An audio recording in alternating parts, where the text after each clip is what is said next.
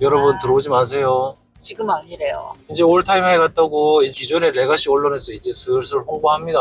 테슬라 좋다고 악재가 다 소멸된 것처럼 믿음이 없는데 지금 그런 레가시 언론 보고 들어오시면 어떻게 된다?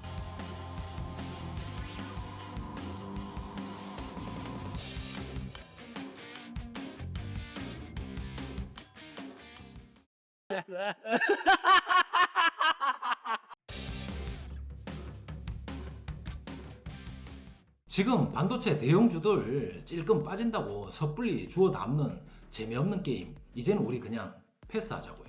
이미 지난 사이클 동안 올라갔던 주식들 이제 와서 조정받는다고 들어가 봐야 우리가 원하는 자산의 치트키 같은 수익률은 나올 가능성이 현저히 떨어진다는 소리입니다. 지금 진짜 돈 냄새가 나는 노다지는 따로 있습니다.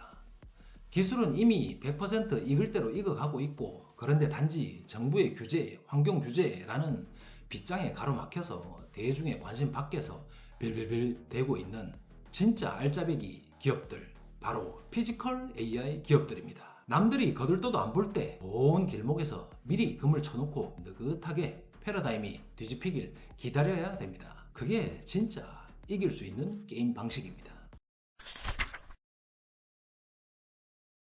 이렇게 말씀드리면 꼭 반발하시는 분들이 계십니다.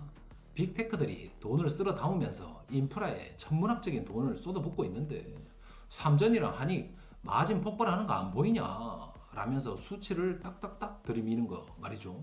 자, 그런데 자본주의에서 가장 냉혹한 팩트 하나 체크하고 가겠습니다. 어떤 시장이든 성장이 계속 지속되려면 기업이 쓴 비용을 최종 소비자인 일반 대중들이 기꺼이 감당을 해줘야 됩니다. 소비자가 지갑을 열어 그 비용을 최종적으로 받아내 줘야만 비로소 그 건강한 생태계가 영원히 굴러가는 법입니다. 그런데 지금 반도체 시장 어떻습니까?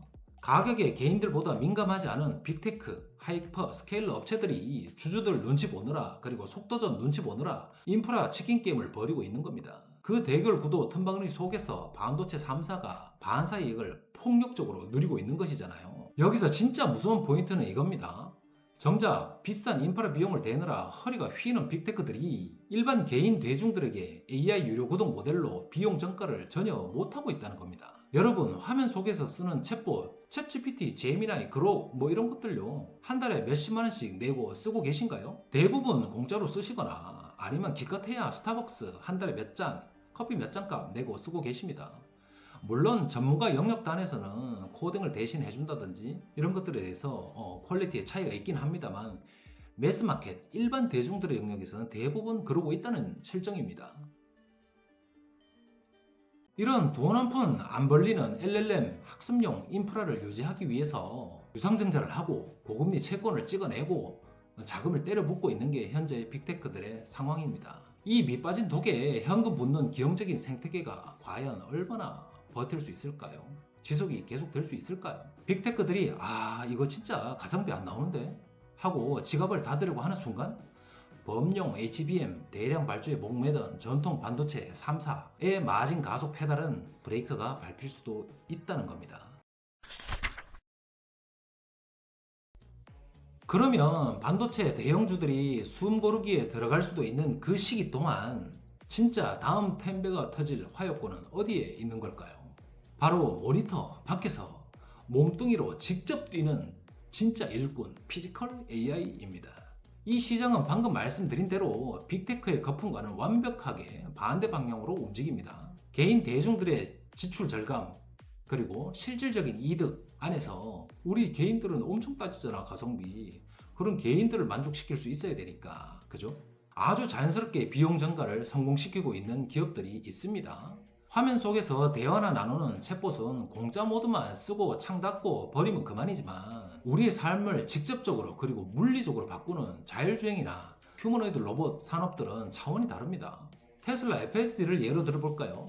이거 한 달에 99불, 뭐 한화로 한 14만원, 15만원 또는 합니다. 그래서 이게 비싸니 많이, 그리고 비감독형이 아니고 감독해야 된다 라는 왈가왈부가 있긴 하지만, 교통체증 매일 반복해야 되는 구간에서 필요한 운전 이런 것들은 돈값을 합니다. 확실하게 피로감을 확 덜어내 주니까요.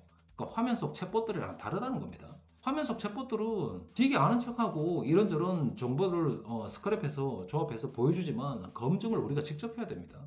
그게 맞는지 틀렸는지 헛소리도 잘 하고요. 그래서 이게 내 직접적인 시간 그리고 노력을 덜어주는 게 아니라 오히려 더 가중시키는 역할을 하기 때문에 유료 구매가 일어나고 있지 않는 겁니다. 그래서 이 똑똑한 피지컬 AI 기업들은 아주 저렴한 값에 대중들에게 상용화 시키면서도 자신들의 마진을 남겨야 되니까 원가를 제조단에서부터 설계단에서부터 아끼기 위해서 엔비디아의 비싼 범용 GPU 이런 거 이제 쓰지 않는 트렌드로 바뀌었습니다. 차량이나 로봇 내부에 딱딱 최적화된 자사 NPU 칩을 직접 설계해서 박아놨습니다. 그리고 가혹한 도로 환경을 견디는 저전력 특수 메모리 같은 거를 수직 통합해서 직접 발굴해서 쓰고 있습니다. 즉 하드웨어 판도가 빅테크의 인프라 도박에서 대중들의 일상 속으로 실물 하드웨어로 완벽하게 턴어라운드 하고 있는 출발점에 서 있는 겁니다. 저는 그래서 그 대안이 현재 시장에서 가장 많은 억가를 당하면서도 동시에 독보적인 피지컬 AI 실체를 숫자로 증명해내고 있는 테슬라라고 보고 있습니다. 물론 비관론자들, 택가들은 이렇게 딴지를 겁니다. 테슬라 그거 전 세계 통틀어서 FSD 구독률 12%밖에 안 되더만 뭔 대폭발이야. 게다가 이미 옛날에 템베가 한번 갔잖아 거기. 단물 다 빠진 거 갖고 이제 봐서 빨아봐야 또 단물 나오겠어? 라는 겁니다. 네, 뉴스에서 단면만 잘라낸 표면적인 통계만 보면 딱 그렇게 낚이기가 쉽습니다. 하지만 제가 재무제표를 볼 때는 분기 실적이 아니라 무조건 TTM, 즉 최근 12개월 누적 합산표를 보는 편입니다. 분기별로 일시적인 계절성이나 노이즈, 일회성 꼼수 비용을 싹 걷어내야만 기업의 진짜 펀더멘탈과 체질, 추세의 전환을 꿰뚫어 볼 수 있기 때문입니다. 이 관점으로 진짜 팩트를 까보면 얘기가 180도 달라집니다. FSD 성능을 온전히 뿜어내는 최신 AI4 하드웨어가 탑재된 신형 차량 기준으로 그리고 북미 지역 기준으로 FSD 구독률은 12%가 아닙니다. 40%에 육박하고 있습니다. 그리고 한 걸음 더 나가서 한국 시장 같은 경우는 고가 라인 모델 S, 모델 X, 사이버 트럭 이런 것들 있죠. 1억 4, 5천 이상씩 하는 고가 라인들. 이런 고가 라인 구매자들은 80% 이상이 이미 FSD를 구독하거나 일시불 구매를 하신 상태입니다. 이게 뭘 의미하는 거겠습니까, 여러분? 이제 대중들이 단순히 이동 수단으로서 껍데기인 차를 구매하는 게 아닙니다. FSD라는 고마진 AI 소프트웨어를 돌리기 위한 단말기로서 차량을 구입하고 있다는 반증입니다.